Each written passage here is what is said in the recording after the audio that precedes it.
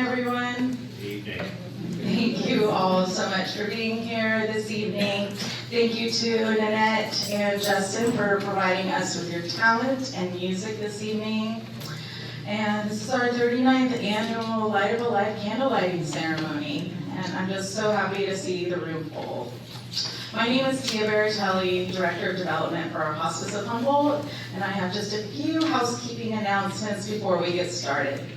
So the restrooms are right out that door to your right. The chapel will be open after the ceremony, so please feel free to go in there.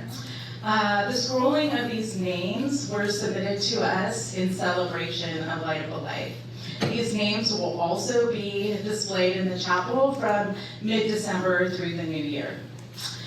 We have our grief support services table right over here, and Mandy and Jody are here with us, and we'll have more information for you if you would like.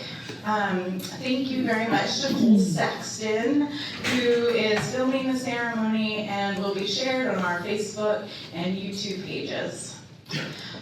We also have our beautiful keepsakes available right outside. There's a table, and if you're still wanting one of our keepsakes, you can do so after the ceremony. Just a quick reminder, please mute your cell phones. I think mine is off. And I believe everyone has found a seat, but anyone standing, there are still a few seats available. Now I would like to welcome Dianne Keating.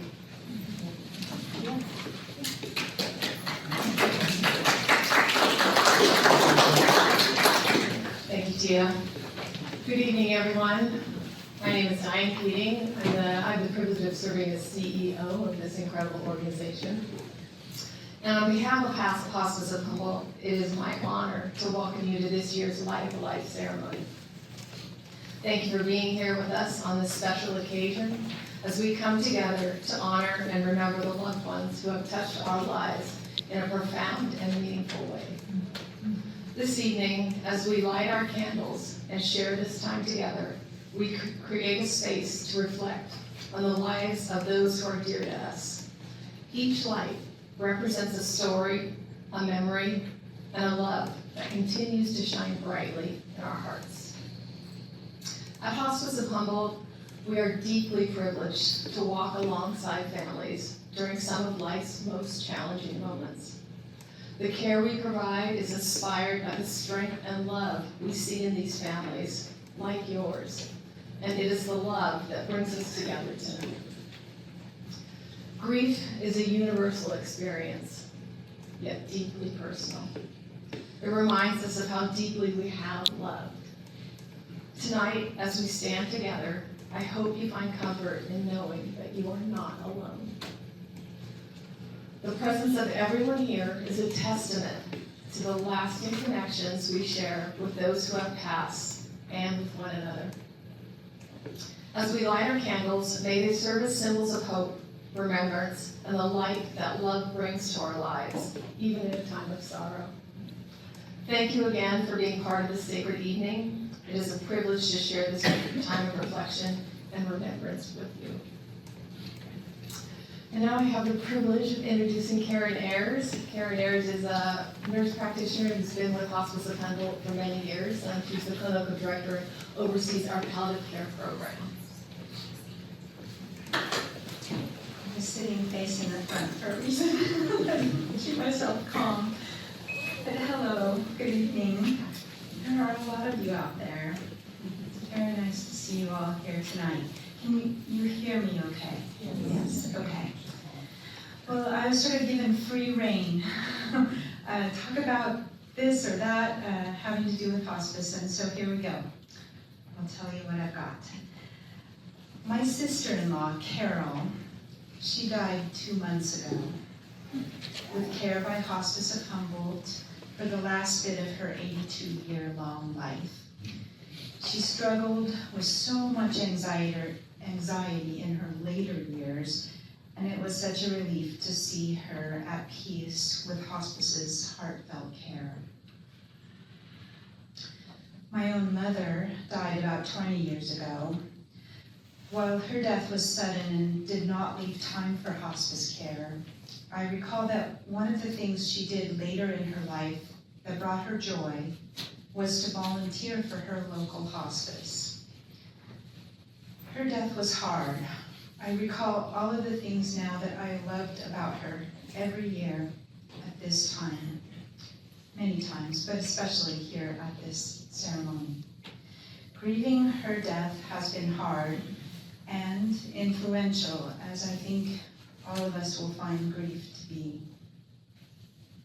My whole mom experience put me on a career path to help people with serious illness and people who loved them. It brought me around about to Hospice of Humboldt. Along this path to hospice, I learned so much. One teacher was a physician by the name of Ira Byock. Maybe you've heard that name before. And Ira is known for many things, and one of those is his book called The 4 Things That Matter Most. These things that matter most are 4 simple phrases. Please forgive me. I forgive you. Thank you. And I love you. These 4 phrases encompass all that we, us here, need to say it all. They summarize the work we might, and some would say we should or have to do in the final chapters of our lives. Given my experience with my own mother, where there wasn't an opportunity at the very end, I wish I had started to say these things earlier. We never know when exactly the end will be. These are the things that I need to say to my father now, to my spouse and to my brothers, to my children, and to my grandchild, as he is learning so quickly to talk and to understand, and to all the people that I hold dearly. Please forgive me. I forgive you. Thank you. I love you. My career path to hospice also made me realize that it is never too early to talk about the end of life and to talk about what is likely in the future. That brings me to yet another of my favorite sayings, which is attributed to Edward Livingston Trudeau and may date back to medieval times, and despite this holds true to the practice of medicine today. It goes, to cure sometimes, to relieve often, to comfort always. I want always to assure people that their comfort is a priority. As I was preparing for tonight, it struck me that my words perhaps have focused too much on me and my journey, and I was reminded by myself that tonight is not about me. It's about all of you and the people that you are mourning and grieving. Please know that you and those we light up for tonight have been and continue to be teachers for us. Equally so, equal probably to my academic mentors, or probably even greater teachers, I would say. I learn every day from the people I serve, from you. I learn how to serve better, and I learn how things go as we go. You tell me and you show me. And it is an honor to work and serve in this circle of compassion, to have these teachers. It is truly a gift that I gratefully receive. Thank you.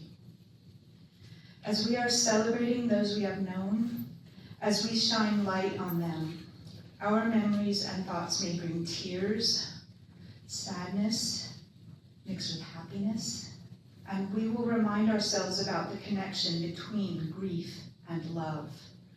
I will leave you with yet another saying. I'm the same person. This is by Francis Weller. Grief and love are sisters, woven together from the beginning.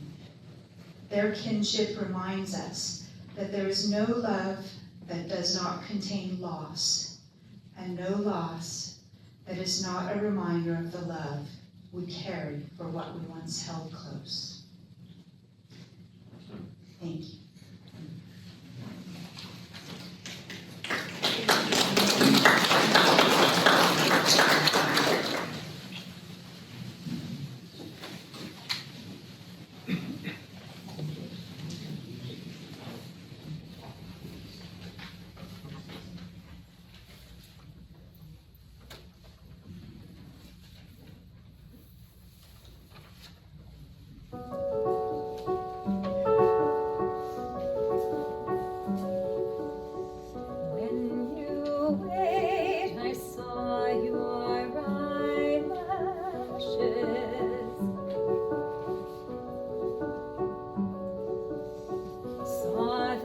and shake like wind on rushes. In the cornfield, when she called me,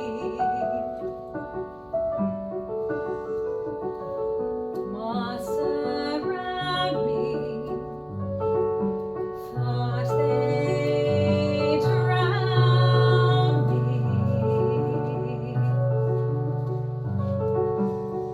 and I miss your precious heart, and I miss your precious heart.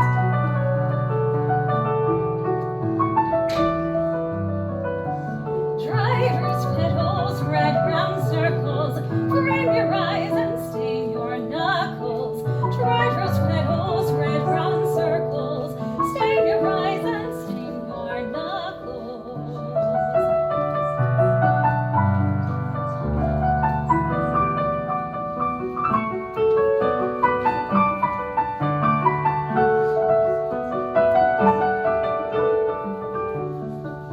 And all those lonely nights down by the river brought me bread and water in. But though I tried so hard, my little darling, I couldn't keep the night from coming in. And all those lonely nights down by the river brought me bread and water by the kith and the kin. Now in the quiet hour when I am sleeping, I cannot keep the night from coming in.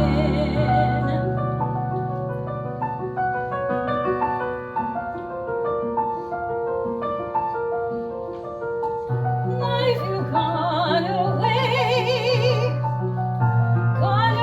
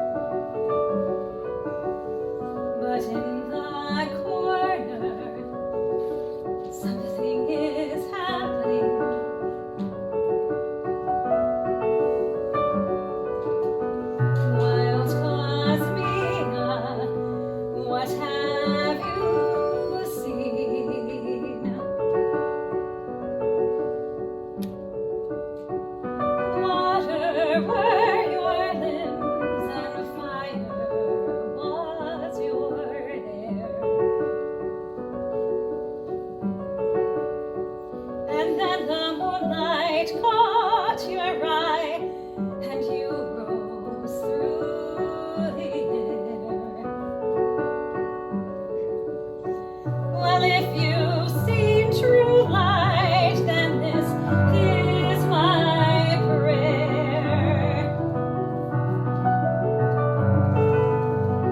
Will you call me when you get there? And I miss your precious heart. And I miss your precious heart.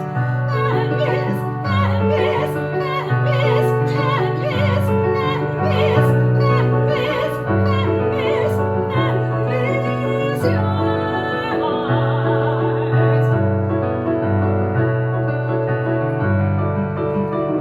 But release your precious heart to our feast for precious hearts.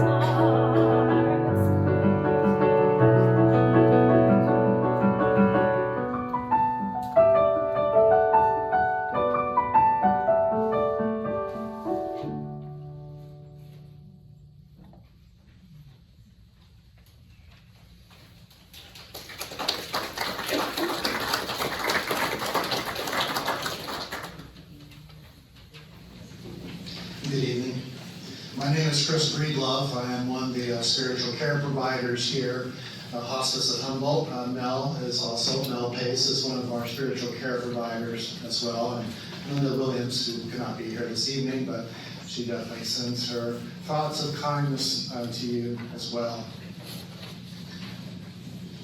I'd like to just take a moment to center ourselves, to meditate, to be present together. So I invite you just to be comfortable in your body and to take a few moments of surveying our bodies with deep breaths.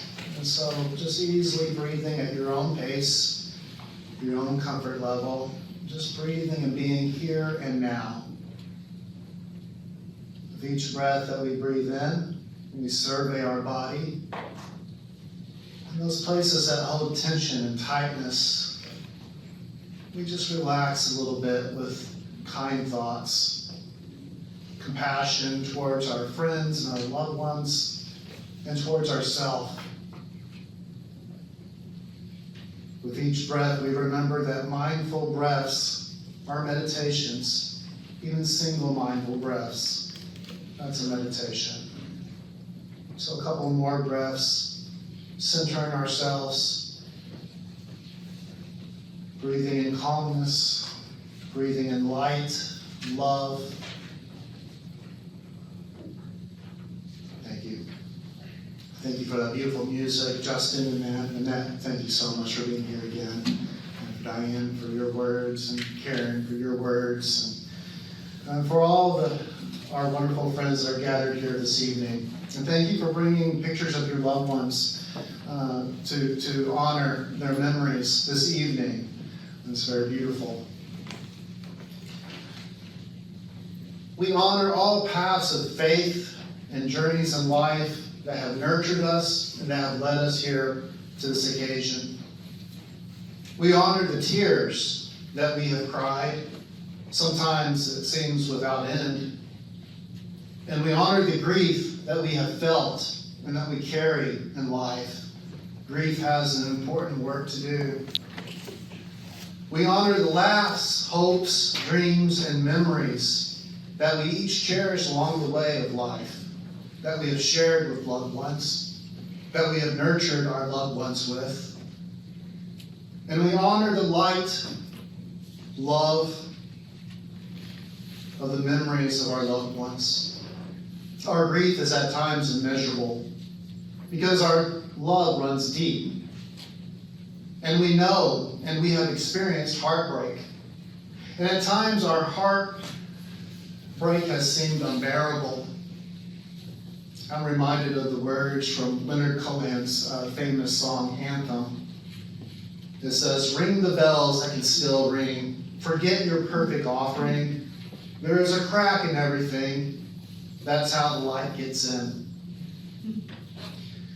During our storms last week, I meditated on these words. That there is a crack in everything, and that's how the light gets in. And I thought too, as the clouds were filling up our skies, and the sky was darkening, and the winds were blowing. And I go, is the sun still up there above those clouds? And I had to remind myself, yes, the sun is still shining above these clouds, even though they're ominous, even though they seem like they're here to stay, even though the wind is blistering, even though the rain matches the tears that we cry. I thought too of the life and love that we have shared with our loved ones. And at times when we have such great loss in our life, we wonder if we will ever know life and love and light in the same way again. And I suspect that maybe perhaps our recognition of those qualities will even deepen in this experience if we let grief work in our broken hearts. And that's the thing about broken hearts. It's a broken heart that can stay open. It's a broken heart, the cracks of our heart, the sufferings that we've endured, the loss that we have suffered. It's through those cracks of our broken hearts that light, love, and life can come in again. Although it might be different, it'll be deeper, it'll be more tender. We'll have a sense of how frail and precious life is, and we'll call it sacred. And we'll learn to say, thank you, I'm sorry, I love you. We'll learn to say all those with tenderness and with depth of heart and conviction of spirit. I was thinking about light, and I was trying to come up with acronyms. Have you done that?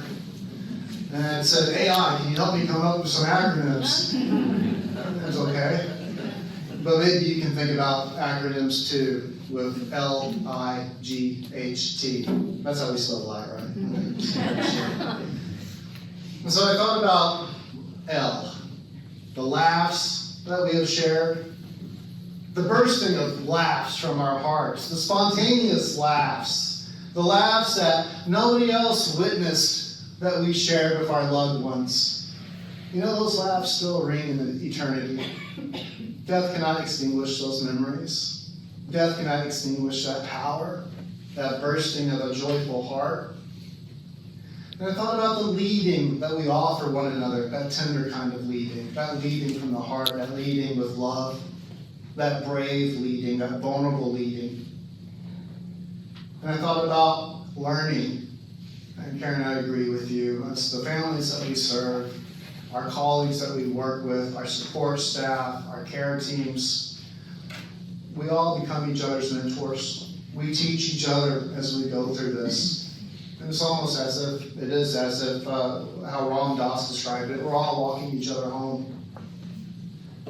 So laugh, leading, learning, life, lifting of spirits, light, listening, deep listening, contemplative listening, and love that is so strong that even death cannot extinguish its memory. And so those are my L's. The I's. Illumination, improvising. You know, life is incredibly unpredictable. I don't know about you, but I've not figured it out yet. And it requires improvising. It requires a flexibility of spirit and heart as we experience these deep griefs that we experience in life. Inclusion, being included, being a part of this community. Inspiration, integrity. G, generosity, giving, glowing, grace, gratitude. Now gratitude, I have a special place in my heart for gratitude. Because we might think that it's hard to express gratitude when we are in moments of our hearts aching, grieving. But gratitude is this deep honoring that we can do. This deep recognition that these lives have made an indelible difference in our lives.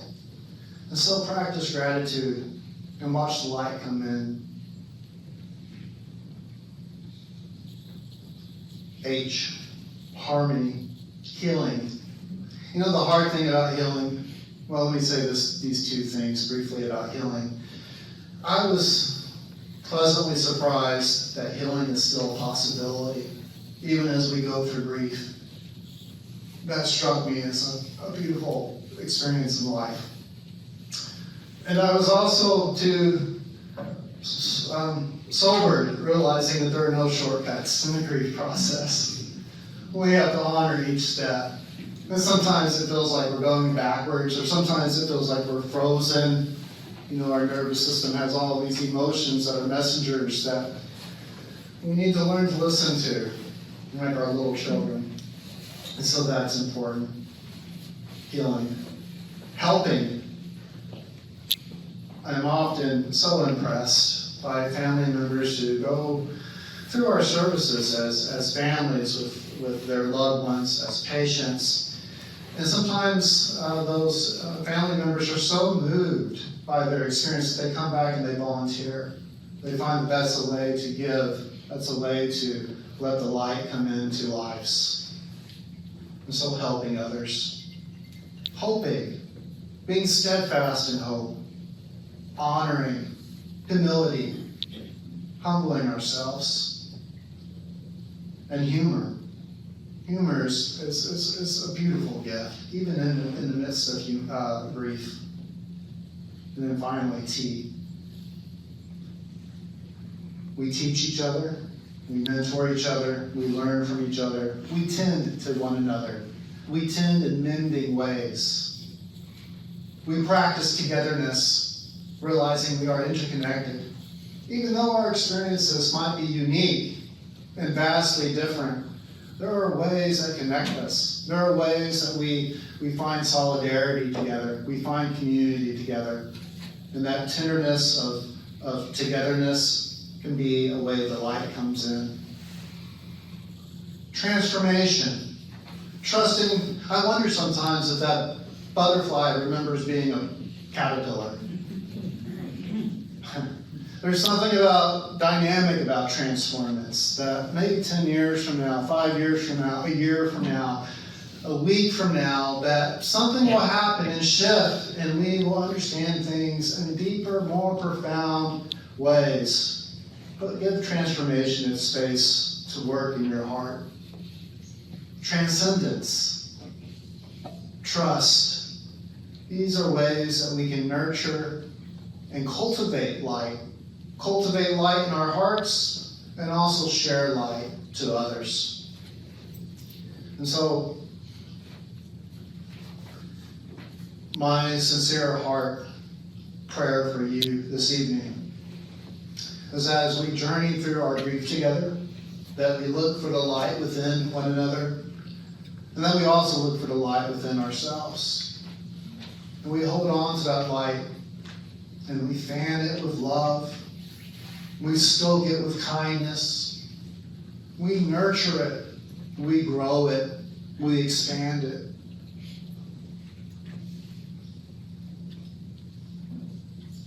We have that light within us. Now I'm going to get my candle together. I'm going to invite you to prepare your candle.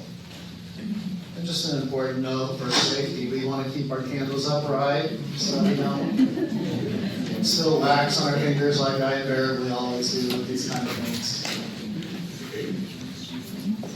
And so as we're preparing our lights and our folks are getting in place, as we begin this candle lighting ritual, I'm going to invite you to stand as you're comfortable. If you're more comfortable being seated, then please remain seated. And if you're ready, you can stand and I'll continue. And in a minute, as we are passing this light, you can go ahead and stand if you're comfortable. And again, if you are comfortable, you can remain seated. In a moment, as I light this light and I give Karen, I light her candle, as we spread the light around, when the light comes to you, that's your cue to say the name of your loved one. And perhaps you have other names. And please feel free to speak their names, to voice their memories with their spoken name as we pass this flame along. After the candles are lit, there will be a moment of silence before we blow out our candles. So again, just to remind you, the light will come your way. You speak the name of your loved one, and then after we've all had the opportunity to speak the names of our loved ones, we'll hold our light and we'll take a moment of silence.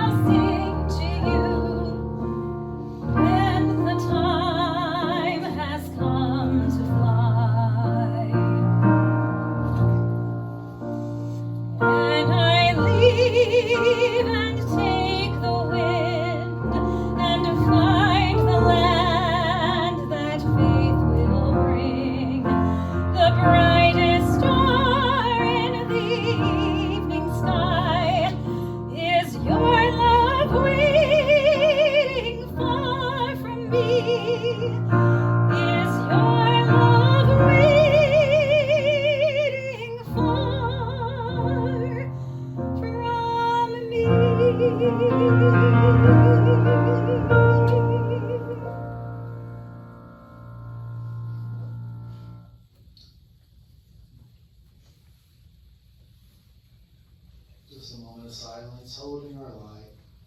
The names we have spoken, those names resonate.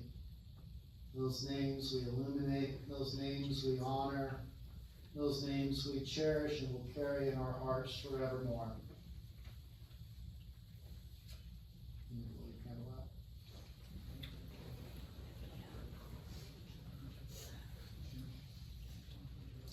And for everybody's safety, as you blow out your candles, keep holding them upright.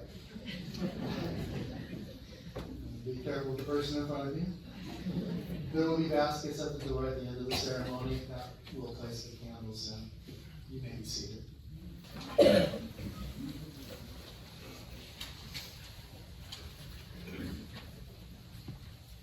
Thank you so much, Chris. For the family that gave me your photo when you walked in, little bit. I'm going to place it right here for you. Thank you. So for those of you who know Tracy Craig, that's in your program, I'm not her. She's our amazing nurse and patient care services director who got terribly ill today. So what was that? I improvise? As every good nonprofit, Hospice of Humboldt, we, sometimes have to roll with the changes. So we hope that Tracy is getting well today because we need her back at hospice. So I had a few minutes today to reflect on what I might say if I had asked myself to speak at this ceremony. So here we go. It is a true honor to stand here with all of you tonight as we gather for this special Light of a Life ceremony. Tonight we share a sacred moment, a time to reflect, a time to grieve, and a time to celebrate the lives that we hold dear. I want to speak to you tonight not as the development director at Hospice of Humboldt, but as someone who, like you, has experienced the pain of loss and the healing power of remembrance. This season always brings me back to the loved ones I've lost, those whose absence I feel every day, yet whose presence remains deeply woven into the fabric of my everyday life. Grief is a journey, isn't it? It doesn't follow a straight line. It doesn't have a timeline or a rule book. Sometimes it feels as though we're navigating through an endless sea of waves, some larger than others, but always there, reminding us of what we've lost. And yet, even in this vast sea, there are moments of calm, moments when love and memories and the support of others can give us strength to carry on. Hospice of Humboldt holds a very special place in my heart because it really embodies that kind of support. It is not just about the care we provide at the end of life. It's about the care we provide for those who continue to live, for those of us left behind. It is about ensuring that no one feels alone on this journey. Our grief support services are a testament to that mission. They are a safe haven, a place to talk, to cry, to laugh, and to remember. Over the years, I've witnessed how these services have transformed lives, offering comfort and connection when the world feels like it has shifted beneath us. Obviously, I didn't have time to memorize my speech. Tonight, as we lit our candles, I was reminded that even in the darkest moments, light persists. The light represents the love that never fades, the memories that remain vivid, and the hope that carries us forward. It reminds us that grief, as painful as it is also a reflection of that depth of our love. I think about how many people I've had the privilege to know through hospice, families who have shared their stories, their tears, and their gratitude. They remind me of the incredible resilience of the human spirit and the power of community. Together, we hold each human spirit and the power of our community. Together, we honor those who are no longer with us. So as we gather here tonight, let's take a moment to breathe deeply. To feel the weight of our loss, yes, but also the warmth of the connection and the healing power of remembrance. Let us honor the extraordinary people we've loved and lost, and let us also honor ourselves for the strength it takes to continue. To every family who has walked this path, to everyone who has entrusted Hospice of Humboldt with their loved ones' care, And to all of you who support this work through your presence and your generosity, I say thank you. May this evening bring you a sense of peace. May these candles remind you of the light within us all. And may we continue to find comfort in the shared love and memory that connects us. Thank you for being here tonight and allowing us to walk this journey with you. Together we remember, together we heal. Thank you. And now I'd like to welcome Justin back.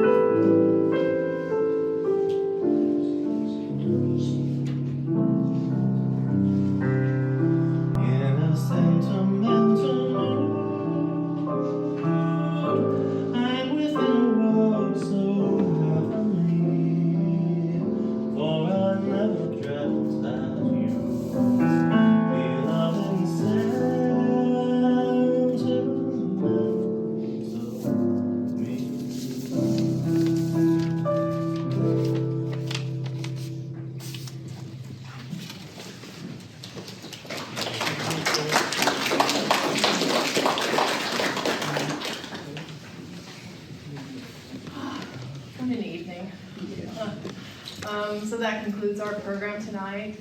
And I just have to say, Light Up a Life is one of the most beautiful things we do every year, and it really is the essence of who we are in hospice. I'm just so proud to be part of this team. Again, an amazing event. Special thanks out to, of course, all of our volunteers, especially our amazing development team, Tia Baratelle and Christine Miller, who are two of the strongest women that do all the heavy lifting on this program. So kudos to them. If you do have any questions about Light Up a Life, you feel free to direct them to them. I can talk about hospice all day long, so feel free to talk to me about that.